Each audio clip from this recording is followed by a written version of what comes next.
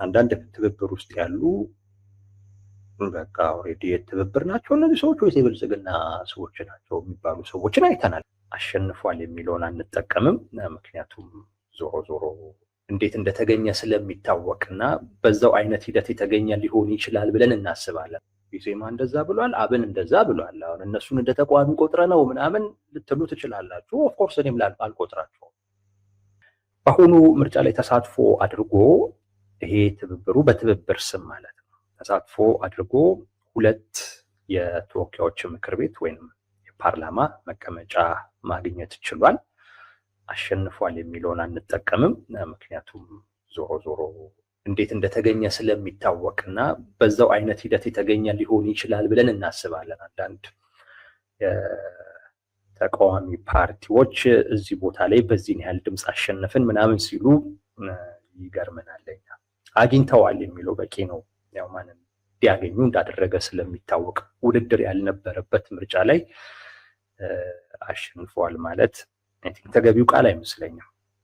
2 የፓርላማ መቀመጫ አግኝተዋል የህዝብ ተወካዮች ምክር ቤት፣ 6 ደግሞ የክልል ምክር ቤቶችን መቀመጫ አግኝተዋል። ይህንን መሰረት ያደረገ ጋዜጣዊ መግለጫ ነው የሰጡት።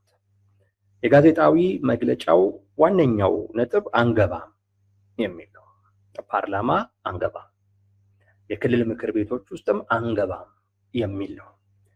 ለምን ሲባሉ ለመንግስት እውቅና መስጠት አንፈልግም የሚል ነው። በእነዚህ ፓርላማ ውስጥም ሆነ ምክር ቤቶች ውስጥ ገብተን በእነዚህ ምክር ቤቶች ለሚቋቋመው መንግስት እውቅና መስጠት አንፈልግም የሚል ነገር ያነሳሉ። ጥያቄው አይቆምም። አሁንም ለምንድን ነው መስጠት የማትፈልጉት ሲባሉ የምርጫውን ሂደት ወይም ስለ ምርጫ ያነሳሉ። ምርጫው በአብዛኛው አካባቢዎች ላይ ያልተደረገ ምርጫ ነው። የተደረገባቸው ቦታዎችም ላይ ደግሞ ሂደቱ አሳማኝ አልነበረም፣ ነፃ አልነበረም፣ ዴሞክራሲያዊ አልነበረም፣ ፍትሃዊ አልነበረም። ስለዚህ በእንደዚህ አይነት ሂደት እና አብዛኛው ሀገሪቱ ውስጥ ባልተካሄደ ምርጫ የተመሰረተን መንግስት ምክር ቤት ውስጥ ገብተን እውቅና መስጠት አንፈልግም የሚል ነገር ያነሳሉ። ከዛ በኋላ ግን ፍላጎታቸውን ያነሳሉ። ይሄ አቋማችን የጸና አቋም አይደለም፣ በቅድመ ሁኔታ ላይ የተመሰረተ አቋም ነው ይላል። እነዛ ቅድመ ሁኔታዎች ከተሟሉልን ልንገባ እንችላለን የሚል ነገር ያነሳሉ። ቅድመ ሁኔታቸው ምርጫውን ከመሳተፋችን በፊት ያቀረብናቸው ቅድመ ሁኔታዎች ነበሩ። ጦርነት ይቁም፣ የፖለቲካ እስረኞች ይፈቱ፣ ውይይት፣ ድርድር ይጀመር፣ እንደዚህ አይነት ነገር ማለት ነው። እነዚህ ነገሮች በአንድ ጀንበር እንደማይሆኑ እናውቃለን።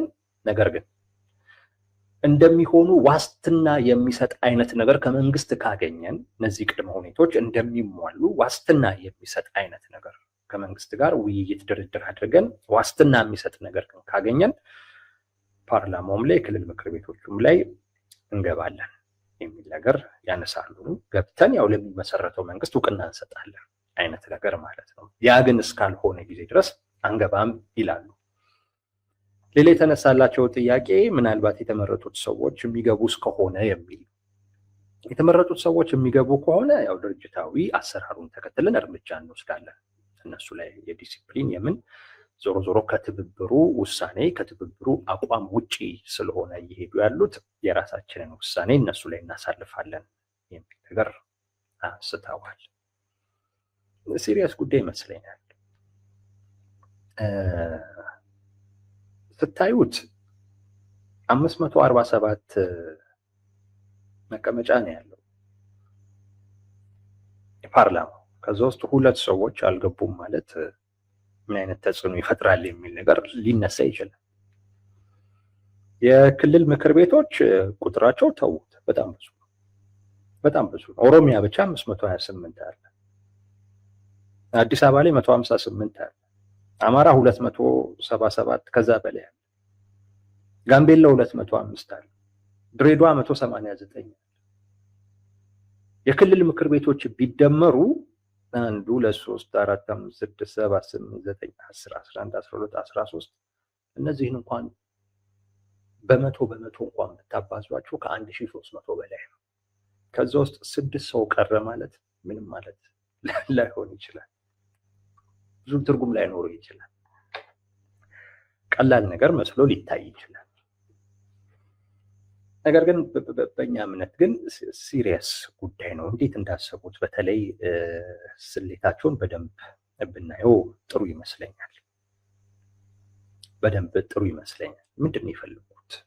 ኦኬ 2 ሰው ስላልገባ 6 ሰው ስላልገባ ይሄን ያክል ለውጥ ይመጣል ብለው አስበው ነው ወይ የሚለውን ነገር አስበነዋል። የቁጥሩ ማነስ ብዙ ተጽዕኖ አልነበረውም። የሆነ አይነት ጉዳይ ተሟልቶ ቢሆን ኖሮ ብዙ ተጽዕኖ አልነበረውም። ነገር ግን አሁን ካለው ኮንቴክስት አኳያ ግን እውነት ለመናገር 2 ሰው አልገባም ማለት ደግሞ ማይገቡ ምን ብለን አንገምትም። ሊገቡም እንደሚችሉ እናስባለን። ምንም አይነት ውጤት የለውም።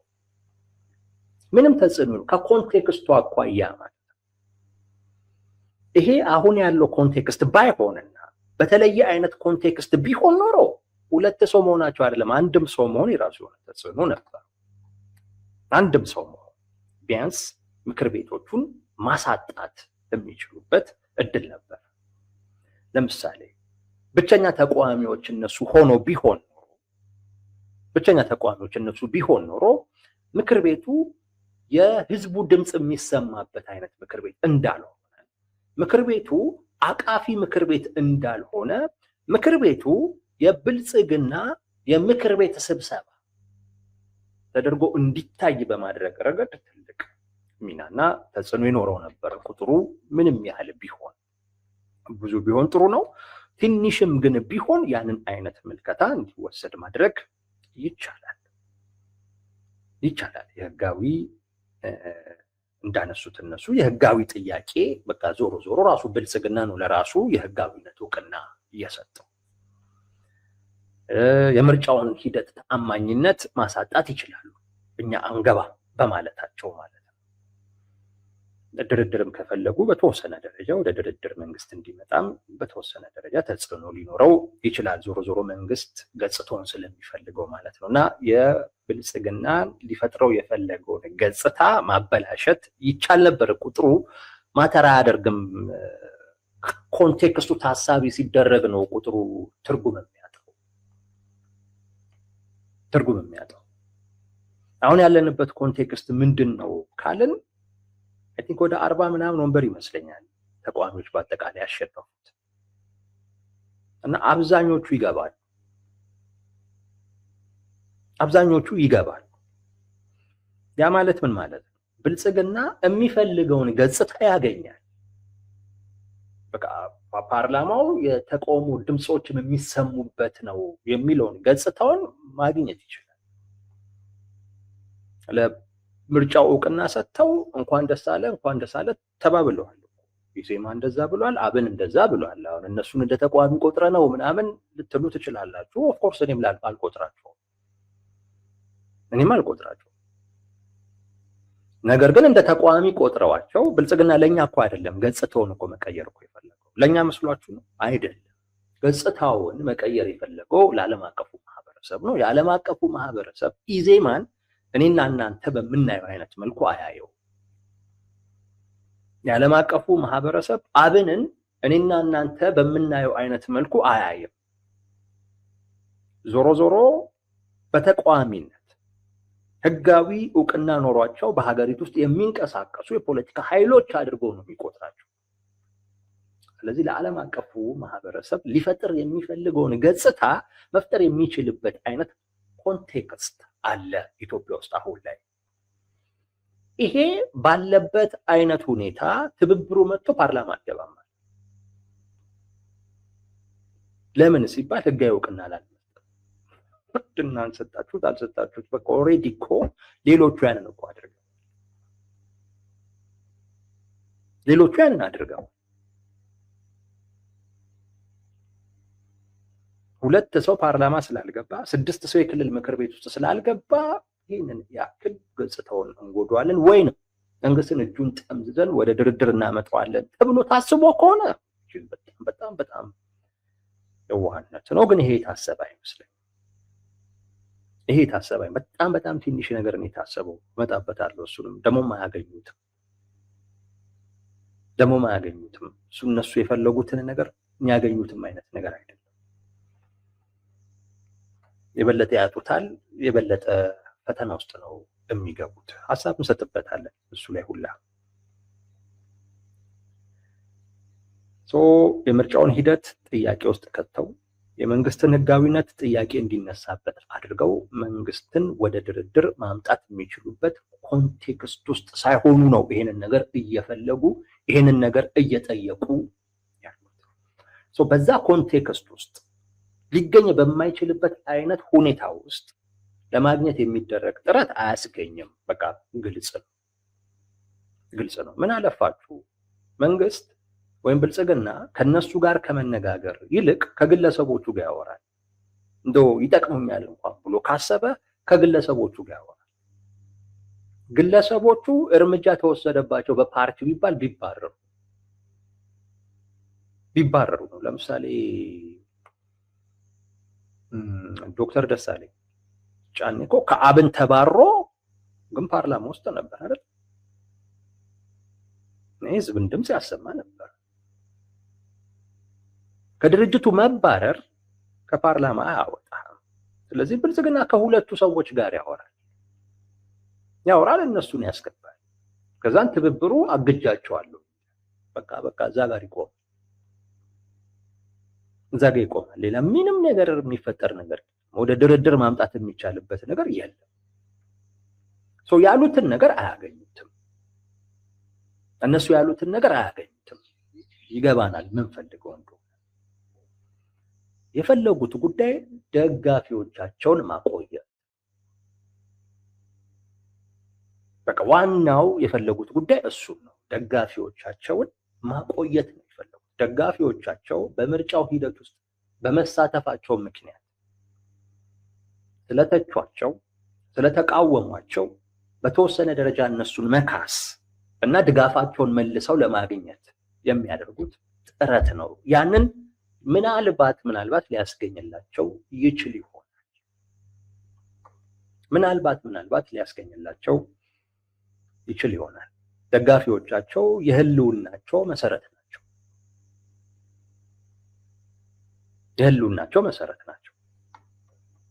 በቃ ያሏቸው ነገር ደጋፊዎቻቸው ናቸው። ደጋፊዎቻቸው ደግሞ በምርጫው በመሳተፋቸው ምክንያት ስለተቿቸው፣ ስለተቃወሙ እኛ በምንፈልገው መስመር ለምን አልሄዳችሁልንም ብለው ስላጉረመረሙ ጥቅም ፈላጊ ናችሁ ስላሏቸው እንዳልሆኑ ለማሳየት፣ እሱንም በማሳየት ድጋፋቸውን መልሰው ማግኘት አይ ቲንክ ይህን ከህልውናው ጋር ያያያዙት ይመስለኛል። ከትብብሩ ህልውና ጋር ያያያዙት ይመስለኛል። ይሄን ለማግኘት ስንለው ሊሉ አይችሉም። ግን በቃ ያው ለመንግስት እውቅና አንሰጥም፣ የኛ የጥቅም ሰዎች አይደለንም፣ የፕሪንሲፕል ሰዎች ነን። የጥቅም ሰዎች ብንሆን ኖሮ ይኸው ፓርላማ እንገባ ነበር።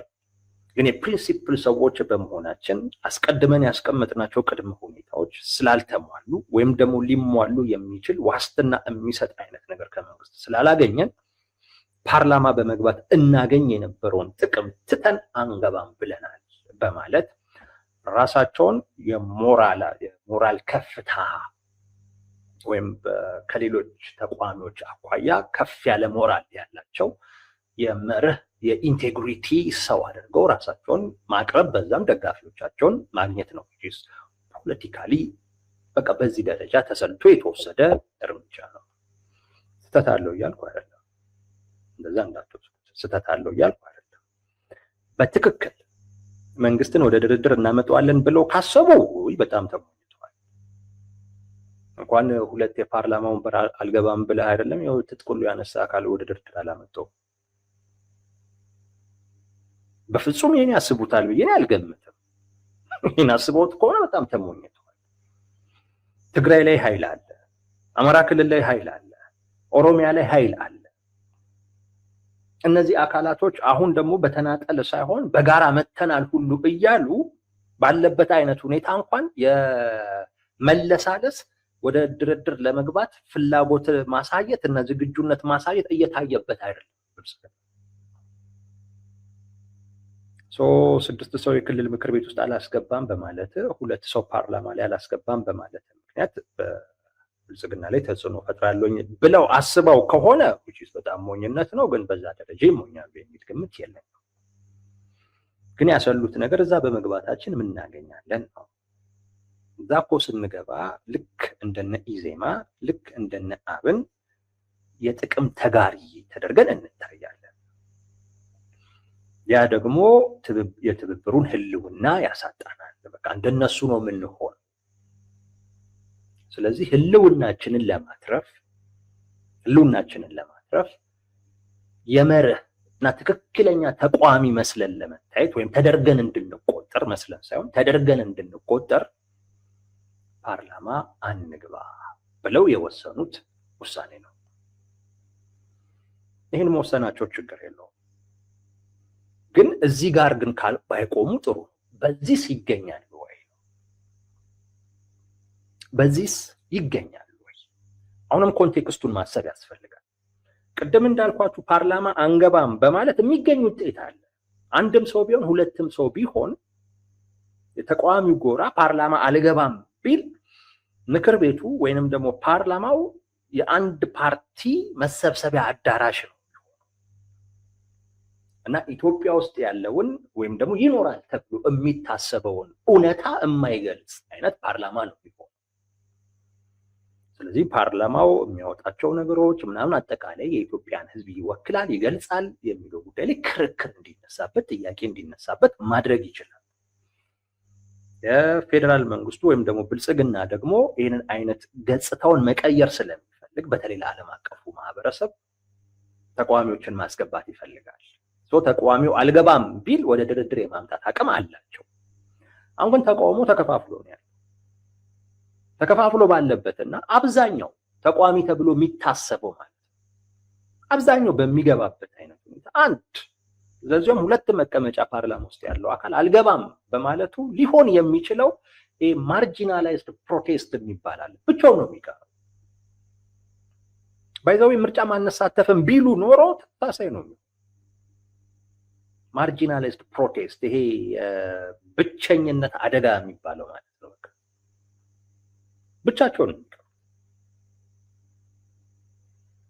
ብቻቸውን ተነጥለው ይቀራሉ። በዛ የሚመጣ አይነት ነገር ኦፍ ኮርስ እነሱ እንዳሰቡት በማህበረሰቡ ዘንድ እንደ ተቃዋሚ ትክክለኛ ተቃዋሚ ተደርገው ሊታዩ ይችሉ ይሆናል። ምናልባት የገቡት ተቃዋሚዎችም ደግሞ እዛ ውስጥ ገብተው ለማህበረሰቡ የነገሩትን ጉዳይ ማሳካት ሳይችሉ ሲቀር በቃ ታማኝ የሆነ ትክክለኛ ተቃዋሚማ ትብብር ነው ተብሎ ይወሰዳል። ስለዚህ በሂደት ብዙ ደጋፊዎችን ማግኘት የሚችልበትንም እድል ይፈጥራል። በዛው እውቅናውን ከማግኘትም ባሻገር ብዙ ደጋፊዎችን እና የማህበረሰቡን እምነት የማግኘት እድሉ ሰፊ ይሆናል። እነሱ ይህን አስበው ነው እንግዲህ አንገባም እያሉ እንጂ በመንግስት ላይ ጫና ፈጥረን ወደ ድርድር እናመጣዋለን ብለው ሊሆን አይችልም ያሉት ግን እሱን ነው። እሱ ግን ሊሆን አይችልም፣ ያው እንደዛ መቅረብ ስላለበት ነው። ሁለተኛውን ከኮንቴክስቱ ማኳያ ታማኝ ተቃዋሚ ወይም ደግሞ በማህበረሰቡ ዘንድ በትክክል እንደ ተቃዋሚ የምንታይ የፖለቲካ ኃይል ተደርገን እንቆጠራለን ብለውም አስበውም ከሆነ ያለው የፖለቲካ ኮንቴክስትን ካያችሁት እሱንም የሚያስገኝላችሁ አይደለም። አብዛኛው የፖለቲካ ማህበረሰብ በኢትዮጵያ ውስጥ የትጥቅ ትግል አማራጭ ብሎ የሚያስብ እንደዛ ብሎ የሚያስብ ነው እንጂ እንደ ፓርቲ ተደራጅቶ ሆነ ትግል እያደረኩ እንደዚህ አይነት ነገር የትም አይደርስም ብሎ የሚያስብ ነው። ምክንያቶችም አሏቸው። ኦፍ ኮርስ ያለው ሁኔታ ተስፋ አስቆራጭ ይመስላል። ለሌላ አይነት ትግል ተስፋ አስቆራጭ ይመስላል። ነገር ግን ትግል እኮ ማለት ይሄን ተስፋ አስቆራጭ የሆነ ነገር ተስፋ ሰጪ ሊሆን በሚችል አይነት መልኩ መቀየር ማለት ነው። ትግልም እኮ እሱ ነው። በቃ ያለው ሁኔታ ተስፋ አስቆራጭ መምሰሉ የትግልን አስፈላጊነት በደንብ ያጎላዋል እንጂ ይሄ ትግል አያስፈልግም እንድትል የሚያደርግህ አይደለም። ግን በቃ በሰላማዊ በምናምን አይነት መንገድ ተስፋ ተቆርጦ ሁሉም የትጥቅ ትግል ነው የሚያዋጣው የሚል ነው። ትግራይም ላይ ከአብዛኛው በቲፒኤልኤፍ ዙሪያ ያለው ያንን ነው የሚያስበው።